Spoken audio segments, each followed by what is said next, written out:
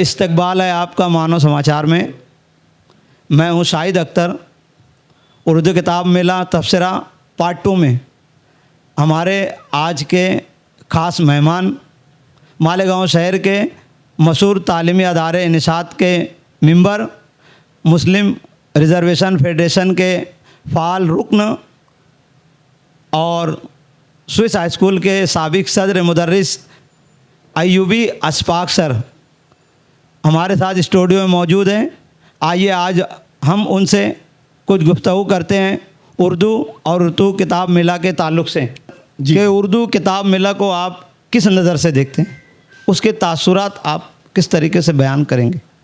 उर्दू है जिसका नाम हम ही जानते हैं दाग, सारे जहां में धूम उर्दू ज़ुबान की है। उर्दू कल भी मुतहर्रिक थी, आज भी मुतहर्रिक है।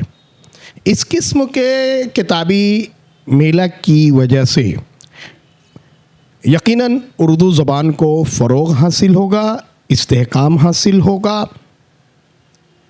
किताबें लोग शौक़ से ख़रीदेंगे, पढ़ेंगे और अपने इल्मी ज़ख़ीरे में इजाफ़ा फरमाएंगे। मैं समझता हूँ कि ऐसे किताबी मेलों का इनेकाद होना चाहिए। बिल्कुल सर जी। क्या ये किताबें लोगों के लिए और ख़ास तौर से किताबें पढ़ने वालों के लिए, तलबा और तालबात के लिए रोज़गार का ज़रिया बन सकती है? एक अहम सवाल आपने किया है। जहाँ तक रोज़ी रोज़गार का सवाल है, रोज़ी तो मुक़द्दर से तय है। किसी भी चीज़ के फ़रोग़ के लिए इश्क, शौक़, जुनून होना चाहिए। किताबें छापने का, किताबें पढ़ने का, किताबों से मवाद हासिल करने का जब तक के शौक़ नहीं होगा, रोज़ी रोज़गार को इस्तेकाम हासिल नहीं होगा। बिल्कुल सर। बेशक जितनी ज़्यादा तादाद में किताबें छपेंगी और जितनी ज़्यादा तादाद में किताबें फ़रोख्त होंगी, जाहिर सी बात है आमदनी का ज़रिया तो बनेगी ही, मगर इसके साथ साथ लोगों की मालूमात में इजाफ़े का सबब भी बनेगी। आज हर शख्स बेसिकली अपनी रोज़ी रोज़गार को लेकर जूझ रहा है, परेशान है, फ़िक्रमंद है। मैं समझता हूँ कि एक ये दरवाज़ा है रोज़ी हासिल करने का, किताबें शाये करने का, किताबों का मुसव्वदा तैयार करने का, किताबों को फ़रोख्त करने का और किताबों को घरे घर पहुँचाने का। मेरा अपना ज़ाती ख़्याल है कि ये रोज़ी रोज़गार का भी एक बेहतरीन ज़रिया हो सकता है। मेरा अगला सवाल है कि किताबें पढ़ने से हमारे माशरे की इस्लाह हो सकती है? बिल्कुल हो सकती है। चूँकि किताबों की कई किस्में हैं, मज़हबी, समाजी, तिब्बी, अदबी, सियासी, जासूसी। इसमें देखेंगे आप सर के बहुत सारी किस्में हैं इसकी। सबसे अहम किताब तो जो है वो है आसमानी किताब, जिसमें ख़ुद अल्लाह तबारक व तआला ने फरमाया ज़ालिकल किताबु ला रैब फ़ीह, कि ये वो किताब है जो तुमको बिल्कुल हिदायत के रास्ते पर चला देती है। बेशक। इस्लाह का तो सबसे अहम ज़रिया यही है। बेशक है कि नहीं? फिर फ़ख्र कायनात ने यह फरमाया कि अगर तुम 2 चीज़ों को पकड़ लोगे, एक तो मेरी सुन्नत और दूसरी ये किताब, तुम फलाह पा जाओगे। तो किताबें इस्लाह का बेहतरीन ज़रिया है। अभी तो मज़हबी किताबें हो गई, उसी तरीके से समाजी, इल्मी, अदबी, माशरती जो भी किस्म की तिब्बी किताबें लिखी जाएंगी वो इस्लाह का सबब ही बनेंगी, भलाई का सबब ही बनेंगी। मैं इस ख्याल का कायल हूँ कि बेशक ये इस्लाह माशरे का सबब किताबें बन सकती हैं। बिल्कुल बिल्कुल सर जी। मेरा अगला सवाल है कि क्या उर्दू मेले का इनेकाद करना हमेशा की तरह जी ज़रूरी है और करते रहना चाहिए? बिल्कुल करते रहना चाहिए। बड़ा मशहूर कौल है कि हरकत में बरकत है। कुछ ना कुछ हरकत करने से बेहतरी और बेहतर के नताइज बरामद होते हैं। आज फ़ी ज़माना लोग इतने ज़्यादा मसरूफ़ हो गए हैं, ख़ास तौर से जब से ये 5G 4G सब चल रहा है, हर एक के हाथ में मोबाइल है। अब मोबाइल से तो इस्लाह होने से रही, मैं नहीं मानता कि मोबाइल से कुछ इस्लाह होगी। बिल्कुल बिल्कुल। इस्लाह का बेहतरीन ज़रिया किताबें हैं, और इस किस्म के मेले मुतहर्रिक करते हैं वो बच्चे बच्चियां, वो तलबा व तालिबात, वो बड़े छोटे भी बड़े शौक़ से मेले के नाम पे किताबों की जगहों पर पहुंचते हैं, और इनका इरादा एक किताब का ख़रीदने का रहता है, 2 किताबें उनके यानी बजट में रहती है, मगर जब वो अच्छी किताब देखते हैं तो अपने बजट को आगे पीछे करके 2 से 4, 4 से 6, 6 से 10 किताबें तक खरीद लेते हैं। इस किस्म के मेले का इनेकाद बेहतर सिमत है और बेहतर कदम है, होना चाहिए। बिल्कुल सही कहा सर आपने। मेरा अगला सवाल ये है जी फरमाइए। कि उर्दू की बका के लिए जी हमें और आप लोगों को क्या करना चाहिए, हम सबको क्या करना चाहिए? ज़्यादा से ज़्यादा उर्दू अखबारात, उर्दू किताबें, उर्दू रसाले और उर्दू यानी कुछ गाइड वगैरह ये ख़रीदना चाहिए, पढ़ना चाहिए, और दूसरों को भी तलकीन करना चाहिए, आमादा करना चाहिए कि भाई किताब ख़रीद कर पढ़ें, अखबार ख़रीद कर पढ़ें, रिसाले ख़रीद कर पढ़ें। ख़रीदने में क्या होता है कि जब कुछ अपना माल लगता है तो दर्द भी होता है, और हम उस चीज़ को पढ़ने के बाद उन किताबों में से, उन रिसालों में से, उन अखबारात में से पॉजिटिव इस्लाह का पहलू है ना, यानी अच्छाई का पहलू तलाश कर लेते हैं, और उसको तलाश करने के बाद दूसरों को भी हम नसीहत करते हैं, कहते हैं कि मैंने ये चीज़, ये अच्छी चीज़, ये अच्छा जुमला, ये अच्छी हिकायत, ये अच्छी नसीहत मैंने फ़लाँ किताब से हासिल की, फ़लाँ रिसाले से हासिल की, फ़लाँ अखबार के सफ़े से हासिल की।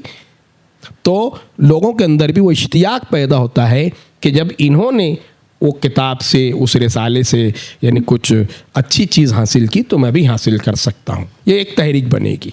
बहुत अच्छी बात कही सर आपने कि जो किताबें हैं, जी, अखबारात हैं जी, उनको ख़रीद कर ही पढ़ना चाहिए। बेशक। आम तौर से देखने में आता है कि लोग होटलों पर बैठकर दुकानों से किताबें ले लेते हैं, पढ़कर उसको वापस रख दिया जाता है। अगर उसको ख़रीद कर पढ़ा जाए तो जो हमारे अखबारात की एजेंसियाँ हैं उनके लिए भी एक आमदनी का ज़रिया बन जाएगी। बिल्कुल बिल्कुल सर जी।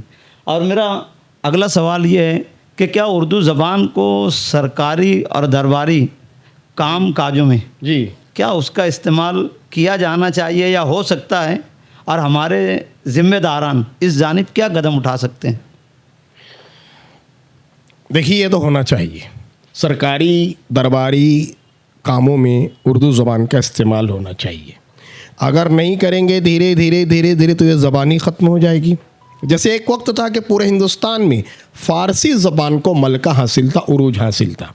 अच्छा, आज भी बहुत सारे फ़ारसी के अल्फाज ही इस्तेमाल किए जाते हैं, मगर धीरे धीरे धीरे धीरे लोगों ने फ़ारसी ज़ुबान से बेइतनाई बरती, आज वो ज़ुबान करीब करीब ख़त्म होकर रह गई है।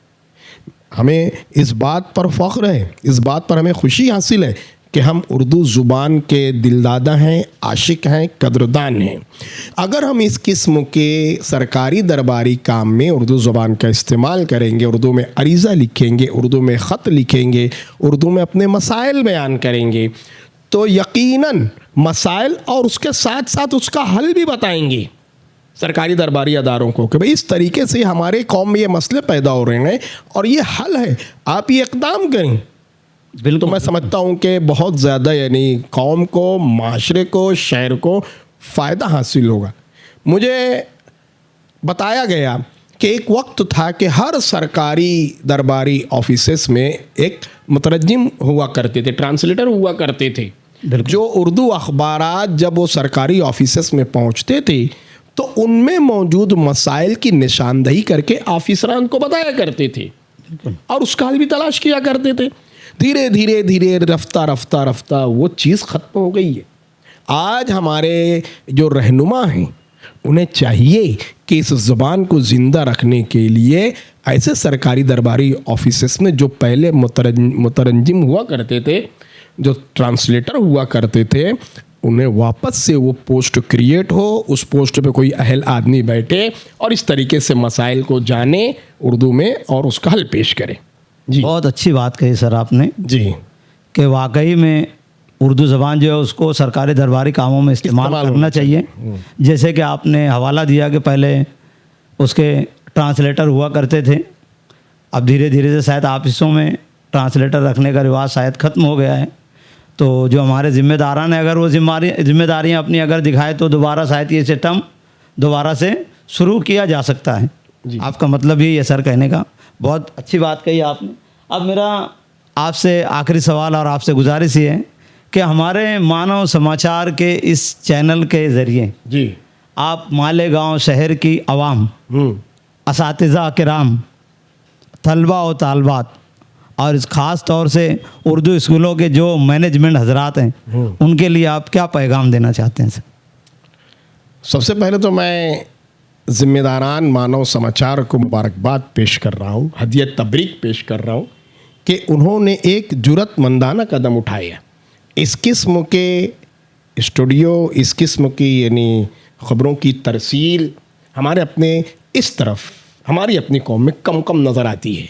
यहाँ के ज़िम्मेदारान ने एक इनकलाबी कदम उठाए, मैं मुबारकबाद पेश कर रहा हूँ। यहाँ पर मुझे मदऊ किया गया, इसके लिए भी मैं शुक्र अदा कर रहा हूँ।